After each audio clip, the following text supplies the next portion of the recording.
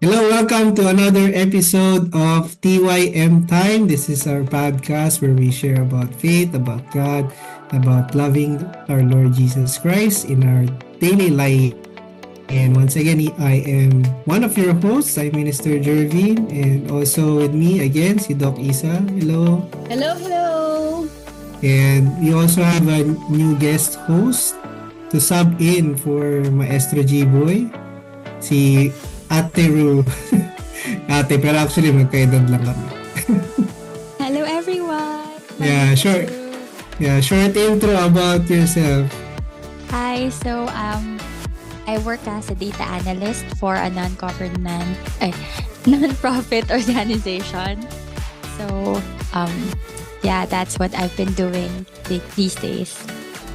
Yeah, thank you for taking the time to join our TYM despite your busy schedule. And for all our listeners as well, I'm sure you've had a busy week, but I hope it was a thankful week that you've had a lot of things to be thankful for. So let's get right to our episode 2 title.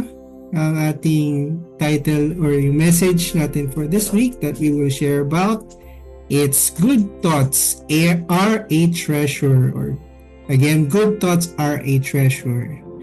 Kayamanan ang magandang pag-iisip. Ang magandang pag-iisip ay kayamanan.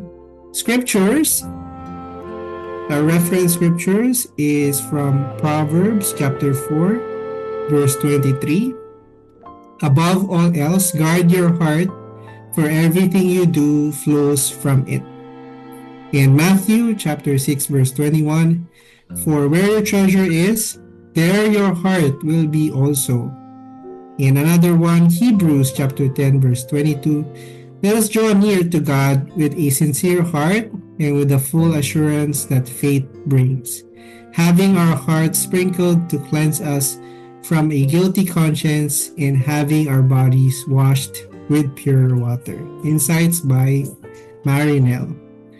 And to begin, as ito na ang ating i-establish na itataguyod na tradisyon, it's a question for all. I hope that you can think about this question. So the question is, how's your heart? Yung sakto to kasi kakaplipas lang ng Valentine's, no? Ano pa rin naman, buwan ng mga puso pa rin if you consider it. So it's just a week past Valentine's. So kamusta ang iyong puso? Do you tend to think positively or negatively about things, events, or people? Share a recent situation you had. So kamusta ang inyong mga puso? So unahin na po natin si Doc. Kamusta ang puso nyo? Do you tend to Yes. think positively or negatively? Thank you, Minister Jervin. So actually for me, yung heart ko neutral kasi we always have a lot of things going on sa daily life natin, right? Or even big things. So they're always positive and they're always negative. But through the sermons we have and through the messages, at least for us, no, we know how to eliminate or reduce yung negativity or negative thoughts. So, ang natutunan ko talaga dito sa ating Sunday services is there will always be negative thoughts, but it's for us to remove it. Yon. So, however, we know our limitations, right? We cannot remove completely kasi ang hirap talaga. Ang dami nating innate na, inherent na characteristic na kailangan nating i-fix. So, that's why we need the words of God and we need somebody to teach us. So, yun siguro, my heart is neutral. It's happy. And then later on, may mangyayari. And later on, happy ulit. So, alam mo yun, napaka-roller coaster every day. But I always try to eliminate yung negativity through the words and by thinking of good thoughts. Ayun for me. Thank you. Yes, TY, I agree with that a lot.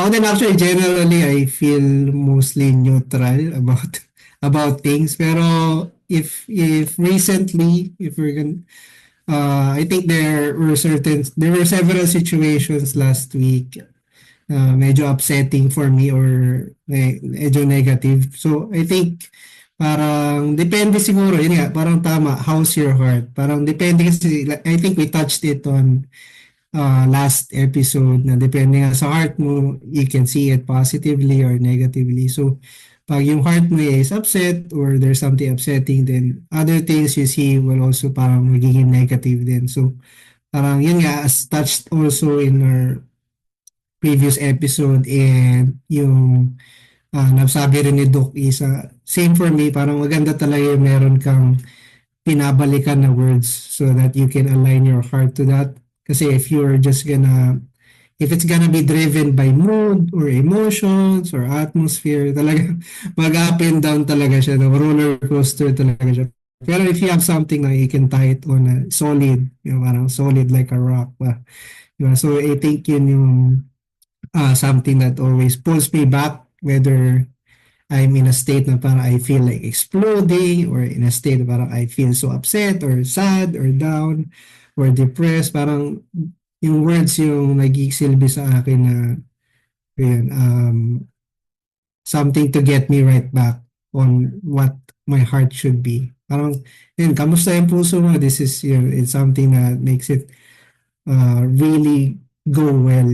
Whatever heart I may have, when I try to make it try to connect with the word, yun doon ako parang masabi, my heart is okay. Yan, so yun, that's for me. So yung next naman si Ru, kamusta? How's your heart? Hi. So I think I can say I'm quite happy with my heart, and I usually do think positively then during normal days. So even if just this Monday there's something quite negative na happened at work, very negative talaga. And what I usually do is that of course I'm sad for like an hour, 2 hours. And then I think about what I can do, what can be done in this issue. And then I make a plan in my head and then I do it. And the rest I entrust to God.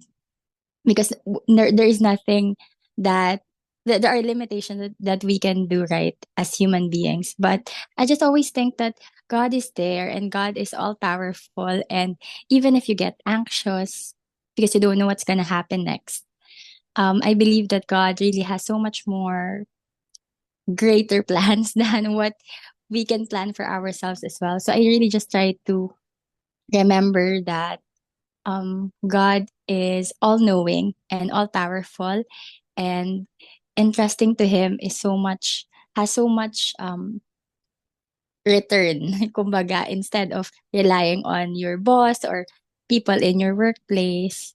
So usually that's what I really try to be more consistent with.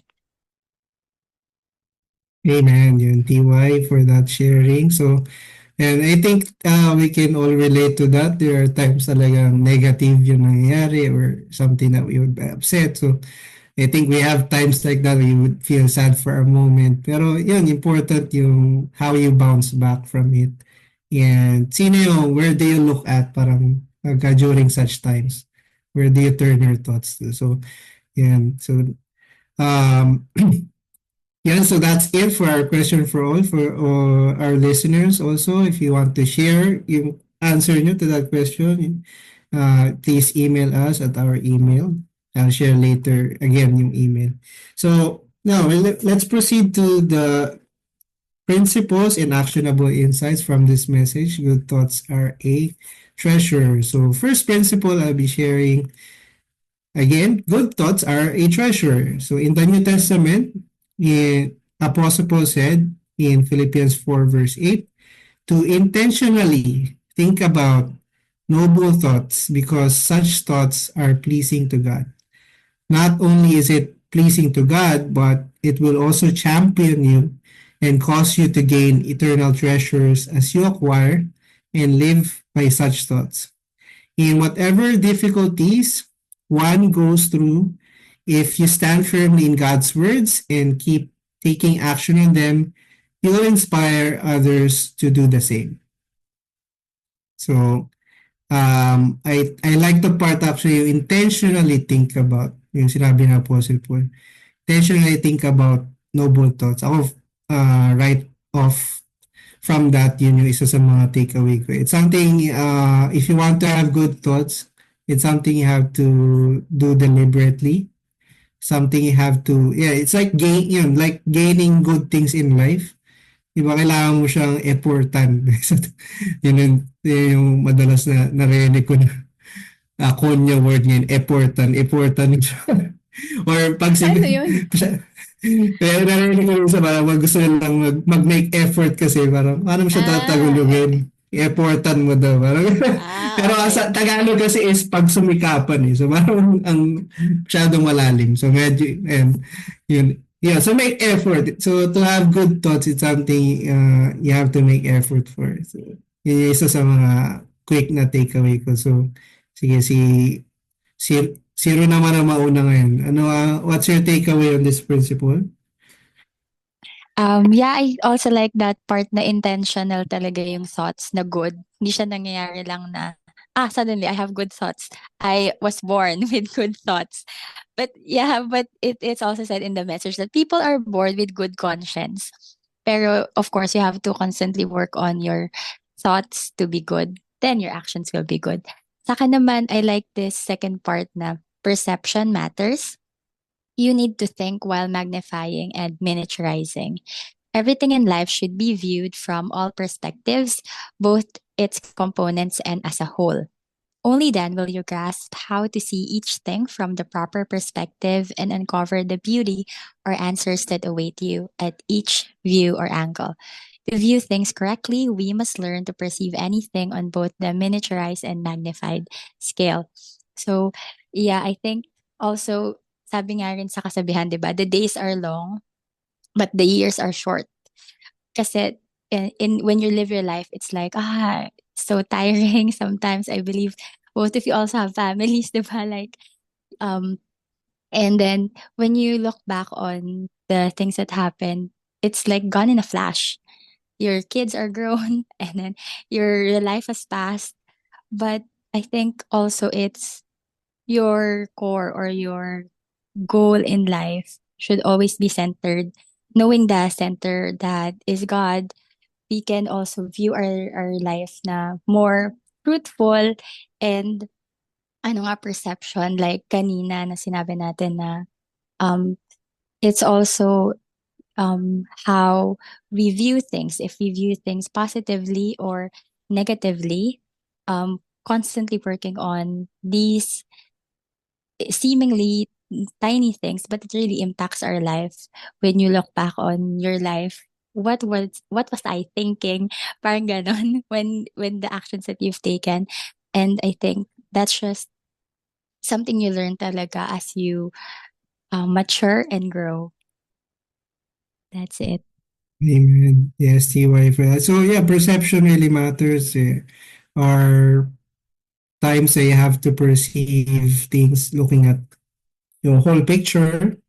And then there are times na parang kailangan mo you have to really look, narrowing down at that moment. Parang living, yun nga, thinking about the moment. So parang may debates for that. Parang, is it by the moment? Should you live by the moment? Or should you live parang as a whole, looking at the bigger things always? Actually, I think yun nga, it's actually having both perspectives at kung ano yung appropriate for each time. So I think yun nga, very important yung ganong principle in life, something that we should really expand our perceptions, not just whole, pero not just din yung parang by the moment. Ayun. So, last na principle, sige si Doc Isa yung mag-share, yung basahin na rin yan. Ayan, yung last principle is, you are a treasure. Through the sermons of Jesus, we are taught that only by developing yourself will you be able to see what the purpose of your life is. So, recognize your worth by taking action and communicating with the Holy Trinity to know that you are a treasure. So, sa akin naman, no, yung takeaway ko dito, you are a treasure. This is something that helps us um, to every time may mga difficult moments. For me, ito yung ginagawa ko. Pag may difficult moment ako, I always ask God, God, how do you see me? Because if I'm looking at myself, tapos nandun ako sa situation na down yung circumstance or may problema or may nagawa akong mali, hindi ako successful sa isang bagay, I can perceive myself as really low. Or, ano ba yan? Konting simpleng bagay lang, hindi ko pa kaya. Parang ganon. But in moments like those, that is so difficult, I ask God, God, how do you see me? And then, that's the thing na nare-receive ko. You are valuable or you are a treasure. So, because Jesus also taught us we are very valuable. And in a bigger scale, since magma-magnify tayo, right? Miniaturized, it's just me. But in a bigger scale, um, okay, if I'm a treasure, nakalagay dito, we are taught that only by developing yourself will you be able to see what the purpose of your life is. It's really hard to find the path of life, the purpose of life. Maybe we can talk about this in another podcast session. But if we know that we are a treasure and following this, we keep on developing ourselves, eventually we will be able to try different things. For example, ako, trinay ko na mag-work for the church full-time. Hindi ako nag-work ng work sa for a living. Full-time for 2 months. So I got to learn, okay, ganito pala yung life. And then, I also tried to develop myself sa music. Nag-piano ako by myself. And then, na-realize ko, ang ganda rin ito. So, eventually, we will see, as much as we develop ourselves, makita natin na, nga, no, ang dami nating pwedeng gawin. Then, we can pray, alin kaya dito, Lord, yung para sa akin. The more we try, the more we develop ourselves and try a lot of things and take action and ask God, communicate with the Holy Trinity, that's the moment na we will realize na, oo nga, no, I'm a treasure and I can be used in so many ways. So, yun, in moments na ang daming negative sa buhay or bad thoughts are coming in because of some circumstances, yun, I also try to practice, God, how do you look at me? To revive yung pagiging treasure ko sa sarili ko and to revive my value from my perspective. So basically, parang kinokopya ko yung perspective ni God para hindi ako masyadong ma-down. So yun, that's for me yung third principle. You are a treasure, ka-TY mate. Yes, amen. So each one of us that tayo, we are a treasure. You are a treasure. So, I really like that yung na-share niyo, Doc, na you ask God yung value niyo. Kasi it's I think it's really difficult if you have to rely on on other people. Ano nga ba yung value ko? Or even actually by yourself, parang para i-evaluate mo yung sarili mo or to tell yourself that you're valuable. Sometimes it's also hard, yun nga, pag nasa difficult situation. So communicating with the Trinity and knowing your value. Tapos doon mo rin kasi you would receive yung inspiration to even because you know your value from God's perspective. You even do better by knowing that value. By knowing how much He values us. You even gain a lot more talents and skills and gain more new learnings and all kinds of things. So, ayan, asking God and then realizing God's perspective on us, really it's a treasure. It's something really valuable.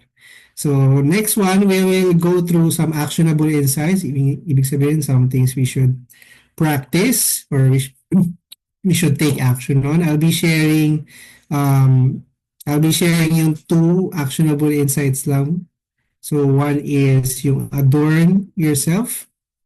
Babasahin ko lang quickly. God has provided every human being with the basics. However, In order to live a more meaningful and purposeful life centered on God's will, you must all develop yourselves in all aspects of your lives, including your talents, skills, and abilities. Only then will you be able to polish and cultivate even more all the treasure that the Holy Trinity has hidden within and around you.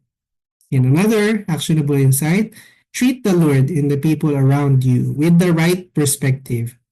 People of the past saw Jesus as savage and primitive because they only saw him in a little way. So they questioned him with absurd beliefs and ended up treating a big person as if he were small. The same is true for individuals. Instead of focusing just on one feature and finding fault with them, see them as a whole and live amicably with everyone. Yeah, so those are the two actionable insights. Now let's share key takeaway from it and also how would you apply that in your day-to-day life? Si si Doc Isa naman, mauna. Una ko, yes. Sige. Okay. So, sa akin, siguro, I would like to take action on this actionable insight na treat the Lord and the people around you with the right perspective. Um, Especially, yung example na people saw Jesus as savage and primitive because they saw him in a little way. So, for me, napaka-importante nito kasi parang in the world, the practice is you treat only the VIPs as VIPs. And it's hard to welcome everybody else. Parang ganon. But Jesus is telling us to love even the enemy, right? Siguro, pag narinig ko 'to, yung talagang nag-resound sa akin, sa mind ko is, yun nga, yung example nung kay Jesus. He, was not clothed in yung mga mamahalin na damit, ganyan.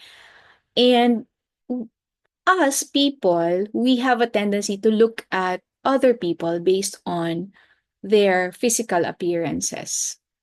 So, this one kasi, it takes a lot of effort to treat the people around us with the right perspective. Mahirap silang i-view, mahirap malaman yung value nila unless makilala talaga natin sila, right? So, the same is true with Jesus. It is hard to understand the value of Jesus if we do not listen to his words. So, work in progress pa rin ako dito kasi initially nga talaga parang we were created na parang physical talaga kasi physical yung senses natin, so physical talaga yung unang mapapansin natin. So this one I would like to continuously take action on this, to really see the value of people in different ways by having conversations, and also the value of Jesus Christ by looking at the words and studying the words. So, yun siguro. Mahirap siya for me, especially dahil when I was younger, medyo mataray ako, ganyan.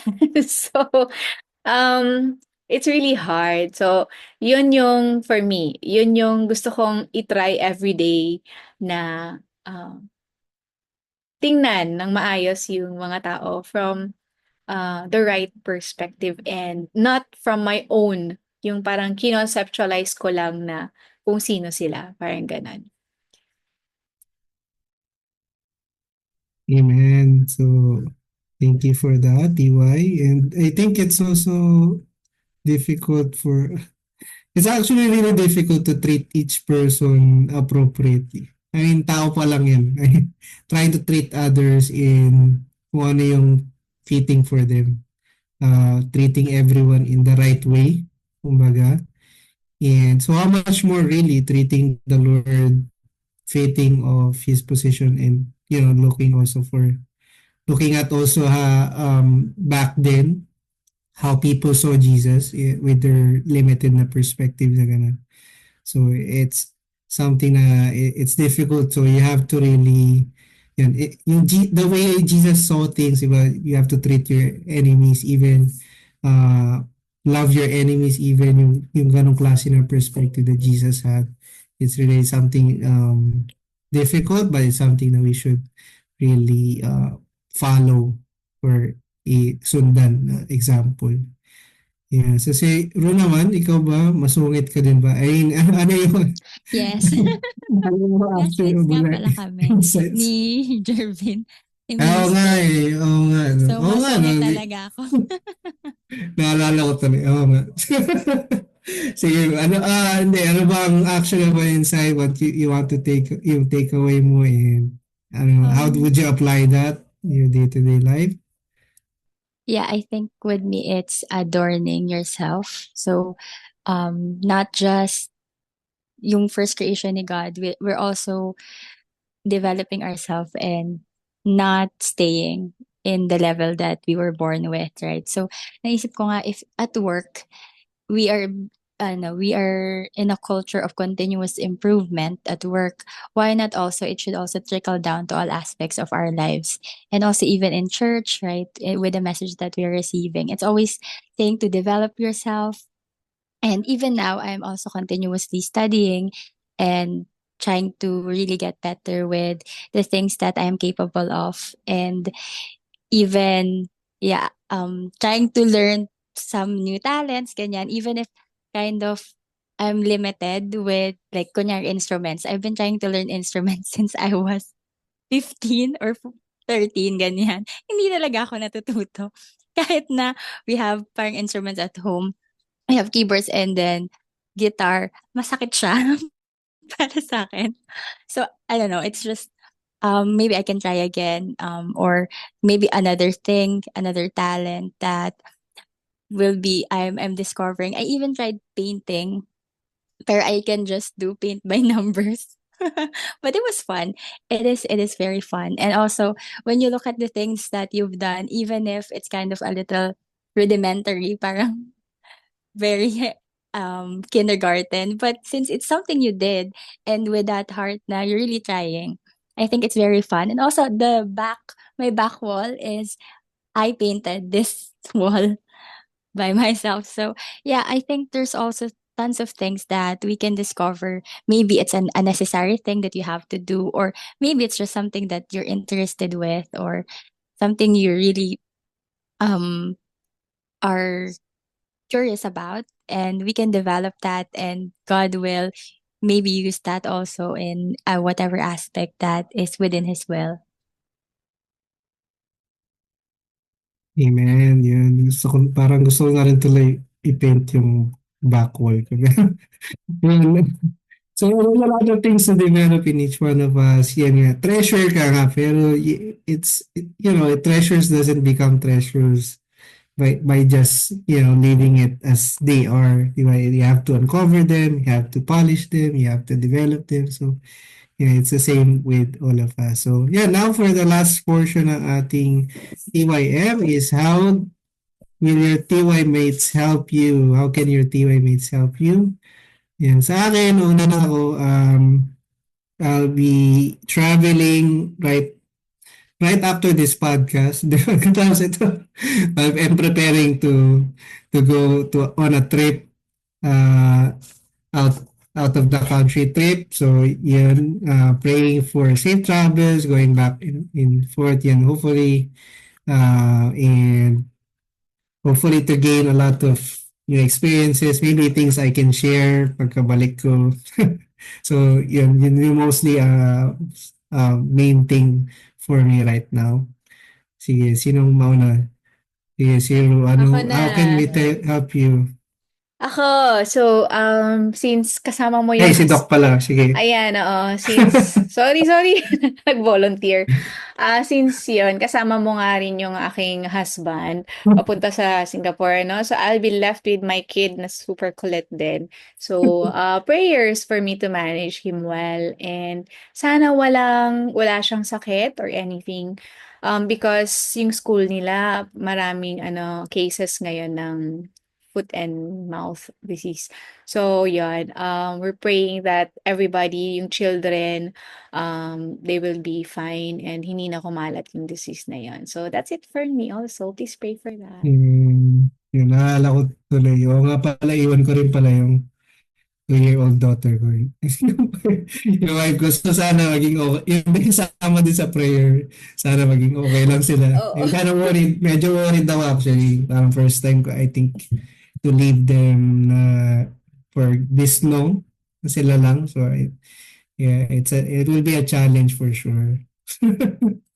Yes, sige, sino naman, last na. How can we help you? Ako naman, meron namang dengue virus dito sa QC. So, up to the point na the kids are wearing pants. They cannot wear their uniform na pants na everyone and then fully covered. So, praying for safety for I have a sister that's still in high school kasi so. And then, me also, I'm having an exam. So, this Saturday, so pray for me to do well and graduate. Good luck. Good luck, yun. Good luck. Yeah, let's pray for those in dengue outbreak, yung foot and mouth disease. Yeah, see, things we should, prayer is effective as it's said in the Bible. So, something we can work on together. Ayan, so, yan, TY, for this episode. Thank you, co-host, and thank you for our listeners as well. Again, for if you want to share your answer to the question for all, or if you have feedback or things that, yan, key takeaway nyo rin. Kung gusto nyo i-share, you can share it by sending us an email. We would love to hear from you. It's our email is tympod.ntgm@gmail.com. So again, tympod.ntgm@gmail.com. So tympod.gmail.com. So yun, thank you again. So that's it for episode 2. Thank you, everyone. Thank you, See you TY again. mates. Bye-bye. Thank you, Thank TY you. mates. TY, bye-bye. Bye-bye.